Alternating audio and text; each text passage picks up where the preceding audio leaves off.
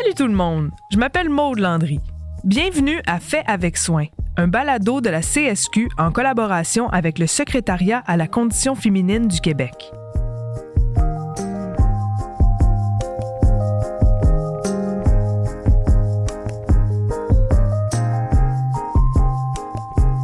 Aujourd'hui, on va parler de compétences. Pas celles qui font bien sur un CV, du genre « assure une veille active sur les meilleures pratiques d'innovation comportementale disruptive ». Porteuse d'une vision 360 ancrée dans une gouvernance décloisonnée et participative. Engagée dans l'activation de dynamiques synergiques orientées résultats tangibles. Non, on va parler de l'écoute, de l'empathie, de la diplomatie de feu, du multitâche émotionnel et du calme olympien dans une tempête bureaucratique. On va parler des compétences invisibles, celles qui ne sont pas comptées, qui ne sont pas mesurées et qui ne sont pas valorisées, mais qui sont essentielles, surtout dans les métiers du soin, de l'éducation et de l'accompagnement. Et devinez quoi? Ce sont en majorité des femmes qui les portent. Surprise? Non. Fâchée? Peut-être. Prête à changer ça? Certainement.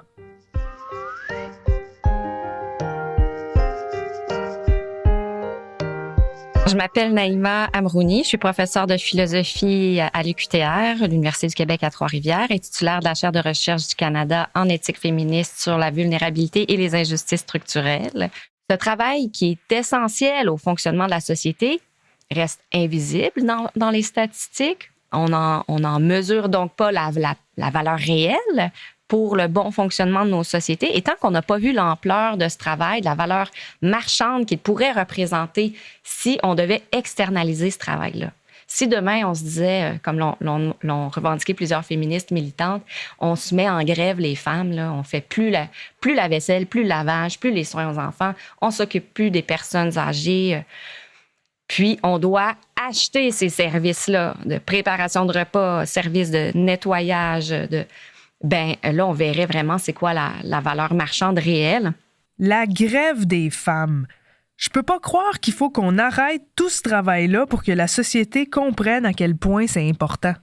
Pourtant, ces liens que l'on tisse, le soutien qu'on apporte aux autres au quotidien, ça fait toute la différence, autant dans nos familles que dans les milieux de travail du prendre soin de l'accompagnement. Je m'appelle Claudine Blouin. Je suis orthophoniste. Je travaille au centre de services scolaires de la capitale, à l'école de la Grande Hermine. Mais c'est sûr qu'effectivement, le lien que je vais réussir à établir avec l'enfant, avec son enseignante, son éducatrice spécialisée, son éducatrice de service de garde, ses parents, des fois avec ses grands-parents aussi, parce que des fois, les parents sont archi-occupés, puis ils me disent « Hey, mais ma mère a le goût de faire ça. » Bien, si mamie vient, si le parent est d'accord, bien que mamie, elle vienne, ça va faire mon affaire, tu sais. Fait que c'est certain que sans ce lien-là, sans cette compréhension mutuelle, sans ces échanges-là, l'orthophoniste n'arrivera pas à grand-chose. My name is Kalinga Spirits. Je suis technicienne en éducation spécialisée et je travaille au Collège Dawson dans le service d'aide à l'intégration des étudiantes et étudiants. Une grande partie de notre travail consiste non seulement à aider les étudiants dans leurs études, mais aussi à veiller à ce qu'ils se sentent accueillis à Dawson, qu'ils aient des endroits où aller et où travailler, qu'ils puissent parler à des personnes, qu'ils sachent où trouver de l'aide et des possibilités de s'impliquer. They can have opportunities to get involved. Everybody comes up with difficulties, so finding ways. Alors, si on pouvait aider les étudiants, les jeunes et tous ceux qui ont des problèmes de santé mentale à relever des défis puis faire preuve de résilience, tout le monde y gagnerait. Je suis Ginette Bibeau, je travaille à l'organisme Promis dans le quartier Côte-des-Neiges à Montréal et je suis conseillère en intégration sociale pour le service Soutien aux familles. L'accueil, l'accompagnement, le lien qu'on crée avec nos familles sont très, très importants pour eux. Souvent, ils sont tout seuls, ils connaissent personne, donc on devient vraiment des points d'ancrage pour eux. Je suis Lisa Boudreau. J'habite à Montjoly, dans le Bas-Saint-Laurent, et je suis responsable d'un service éducatif à la maison, en milieu familial. L'importance de créer un lien avec les enfants, c'est primordial. Avec les parents aussi, je dirais. Je m'appelle Manon Labrec, je suis enseignante d'histoire en 4e secondaire au Collège Le Tendre. Puis les relations humaines qu'on a, les relations qu'on a avec les autres profs, elles sont non seulement précieuses, mais essentielles. Elles nous nourrissent, elles soutiennent. On a besoin d'être en équipe, sinon on ne passe pas au travers. Bonjour, je m'appelle Marina Baudouin. Je suis enseignante au primaire en première année. Le lien avec les parents a tellement un gros impact parce que un parent qui va nous soutenir à la maison, qui va dire des mots positifs via l'école ou via moi, l'enseignante, bien, ça a un impact sur comment l'enfant perçoit le monde scolaire puis sa vision de l'école. Mélanie Désiel-Proulx, technicienne en éducation spécialisée dans une école primaire à l'école de La Colline, en Outaouais. Le lien dans mon travail, c'est la clé du succès. C'est vraiment ça. Tout part de ça.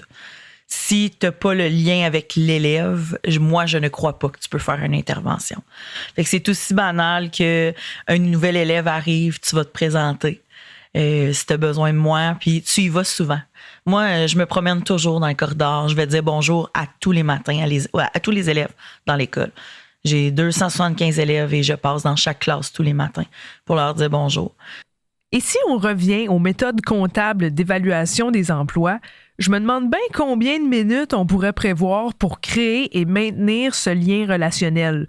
On peut pas juste acheter ça au dépanneur du lien humain. Bonjour, mon nom c'est Yves Harley. Je suis professeur titulaire au département des relations industrielles, Faculté des sciences sociales à l'Université Laval. Dans un récent texte, en fait, j'évoquais le problème de la mesure. Donc, je questionnais les méthodes traditionnelles d'évaluation des emplois. Le travail de soins, de care est essentiellement réel, qui se déploie selon la situation et le contexte. Donc, comment peut-on prendre en considération convenablement ce type de travail-là, dont on ne connaît pas la finalité à tous les fois? Les méthodes d'évaluation, on remonte à loin. Ça vient du taylorisme. Ça vient du fait qu'on a découpé le travail. On l'a morcelé en morceaux. Donc, voilà. Donc, on a fait des méthodes d'évaluation qui sont basées sur un travail prescrit. Quand je te dis qu'une des compétences, c'est de prendre le temps, ben c'est ça. Fait que tu prends le temps. Si j'ai un enfant qui a besoin présentement que je joue aux cartes avec lui 5 minutes, là, ben je le prends. Puis s'il faut que j'aille chercher un autre enfant qui est en crise, ça sera pas long, mon coco. Je vais aller chercher l'autre, puis je vais l'intégrer à l'autre. Qu'on travaille les habiletés sociales en même temps, je comble un besoin d'un enfant, je suis capable de combler l'autre besoin aussi. Et pour arriver à faire tout ça en même temps sans perdre la tête, il faut son lot de compétences. L'humain est vraiment au cœur de la profession d'enseignant.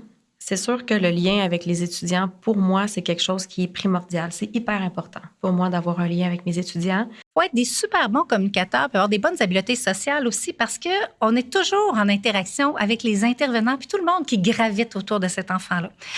À mon avis, les compétences les plus essentielles sont l'écoute, la communication, l'empathie, la patience et la capacité à résoudre des problèmes de façon créative. Les compétences essentielles au travail, je pense que c'est l'écoute, la souplesse, capacité d'adaptation, puis une bonne organisation pour arriver à tout faire ça. Il faut user de capacité d'adaptation et de créativité. Puis là, quand je dis créativité, c'est pas nécessairement les arts, là. Une capacité d'adaptation parce qu'en 15 ans, j'ai pas eu 2 journées pareilles. Fait qu'on ne sait jamais ce qui va se passer. Une grande capacité d'adaptation. Je pense qu'il faut être capable de se revirer sur un scène. Beaucoup d'empathie. Climat de confiance, écoute, puis rapidement cibler la problématique. Il faut vraiment être dynamique, patiente et débrouillarde. Parce que, dynamique, parce que justement, les enfants de nos jours sont habitués d'être devant des écrans. Donc, ça fonctionne plus, là, les vieilles méthodes de juste passer des feuilles puis lire le PowerPoint. Il faut presque faire un spectacle des fois en avant, puis même encore, des fois, on en échappe. Il faut s'adapter beaucoup à chaque élève. Ben l'empathie. L'empathie est super importante. Je te dirais que c'est la compétence primordiale. Après ça, ben il faut beaucoup de patience. Il faut prendre le temps de les écouter, ces élèves-là. Là. Ils ont un besoin, puis il faut prendre le temps de prendre le temps, tout simplement. L'amour, beaucoup d'amour, de la fermeté. Ils ont besoin d'un cadre aimant, je te dirais. Oui, puis être disponible. Écoutez, l'invisibilité est une des raisons majeur pour lequel le travail du care peine à être reconnu. OK? Qu'est-ce que c'est l'invisibilité? C'est un travail qui n'est pas apparent, qui n'est pas formalisé, qui n'est pas décrit. C'est un travail qui est laissé dans l'ombre, intentionnellement ou non, n'est-ce pas? Qui brille par son absence. Il brille par son absence de reconnaissance parce que quand on écoute les travailleuses de ces milieux-là, on se rend compte assez vite qu'au-delà du descriptif de poste, ces tâches qu'on qualifie du prendre soin et de l'accompagnement sont bien présentes. Donc, je me retrouve au fond de la classe pour en réveiller un puis fermer l'ordinateur d'un autre.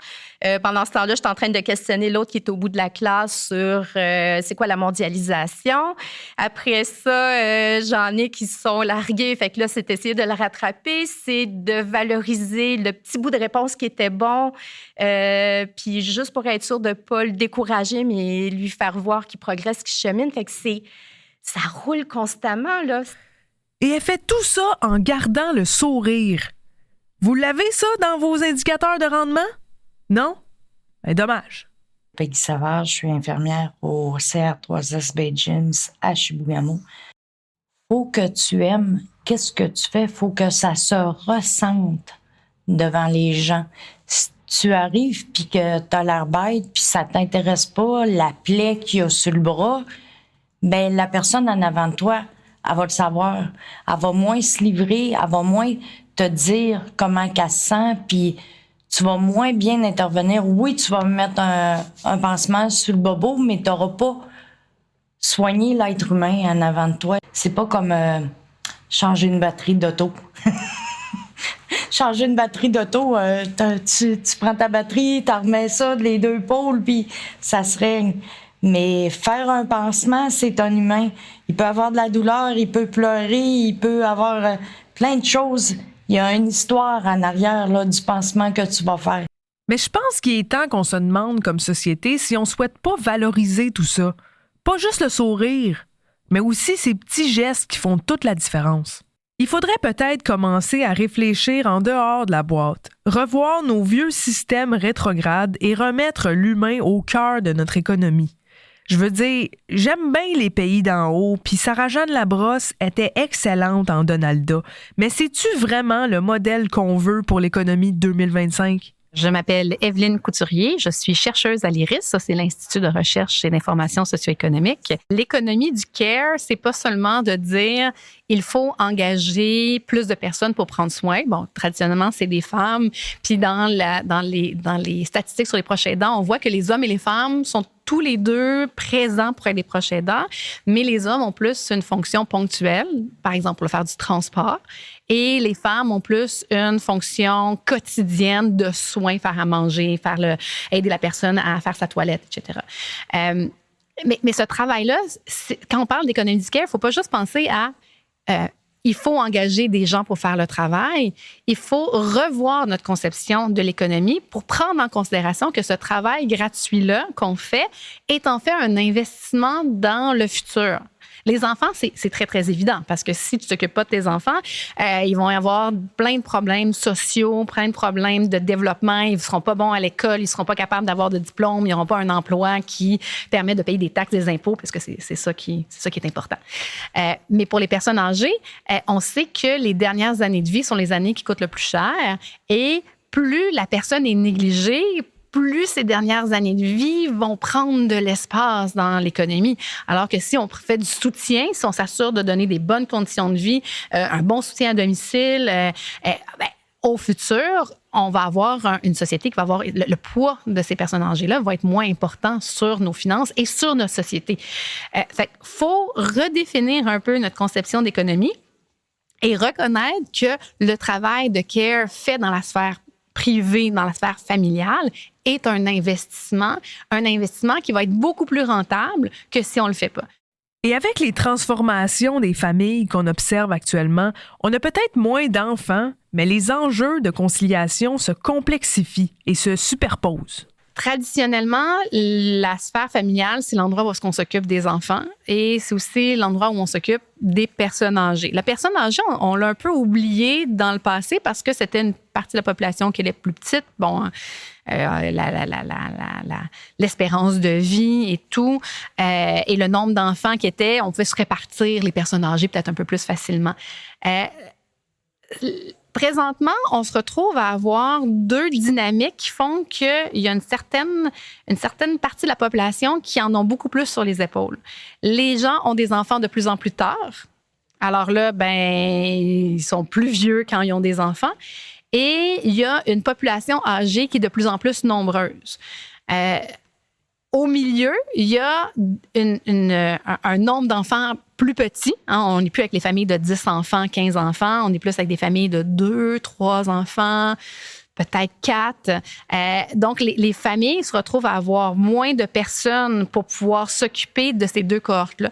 Et il y a un nombre de plus en plus important de personnes qui ont des enfants en très bas âge ou d'âge scolaire, qui doivent soutenir ces enfants-là. C'est un gros travail, c'est un travail quotidien qui n'est pas toujours facile et qui est constant. Mais de l'autre côté, leurs parents vieillissants ont aussi besoin de soutien en même temps.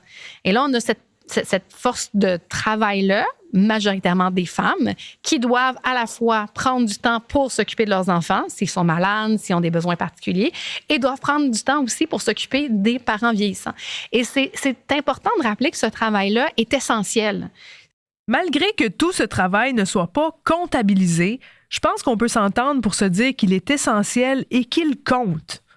Et comme ça s'ajoute à nos semaines de travail, qui sont souvent déjà bien chargées, on pourrait être tenté de payer pour déléguer toutes ces tâches-là à d'autres personnes. Donc, c'est l'ensemble de notre vivre ensemble, notre façon de fonctionner qui doit être repensée. Et puis, c'est aussi, surtout, de mon point de vue, quelque chose dont on parle pas suffisamment, la réduction du temps de travail pour tous. Là. Passer à des semaines de, 25 heures par semaine, quelques heures par jour de travail, puis le reste du temps pour faire toutes ces tâches-là soi-même, pas avoir à les externaliser, à les déléguer à d'autres, à embaucher des femmes de ménage, puis des repas déjà préfabriqués en épicerie, puis pouvoir s'occuper de nos parents âgés, des enfants. Donc ça, oui, ce serait envisageable, possiblement, si on ne veut pas céder à la marchandisation de nos vies, finalement, là. Reconnaître le travail du CARE, c'est revoir nos priorités comme société.